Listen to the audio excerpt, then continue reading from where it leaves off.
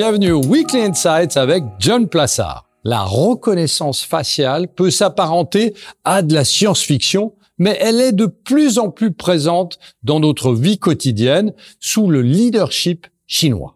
Selon la définition, la reconnaissance faciale est un logiciel permettant d'identifier un individu d'après une photo ou d'après un modèle en 3D créé à partir de plusieurs images de la personne. Ce programme est courant dans le domaine de la sécurité afin d'identifier des criminels ou des disparus et autoriser l'accès à certains lieux publics. Analysant les particularités d'un visage, l'algorithme compare ses résultats à une base de données établie et peut être utilisé en marketing pour analyser et cibler une clientèle selon son genre ou son âge. La technique de reconnaissance faciale, rendue possible par l'intelligence artificielle, commence par ailleurs à être déployée dans les aéroports américains pour scanner les visages de tous les voyageurs. Chez Amazon, par exemple, un système de caméras de surveillance et de capteurs doit permettre d'éliminer tous les risques de vol dans un nouveau magasin à Seattle équipé uniquement de caisses automatisées.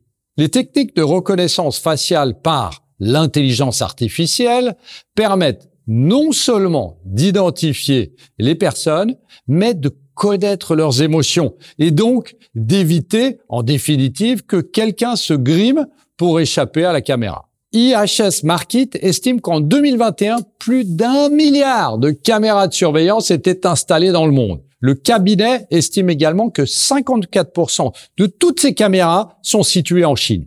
Si l'on part du principe que la Chine compte 540 millions de caméras et que l'on répartit ce chiffre sur la population de 1,46 milliard d'habitants, on peut raisonnablement affirmer qu'il y a 373 caméras pour 1000 personnes. Face à l'incroyable densité dans les grandes villes, les gouvernements, les entreprises et les ménages ont installé d'innombrables caméras de sécurité à des fins diverses, dont la protection contre la criminalité, mais aussi et surtout la collecte de données à diverses fins. N'hésitez surtout pas à nous demander plus d'informations sur ce sujet en pleine croissance. Merci beaucoup et passez une très très bonne semaine.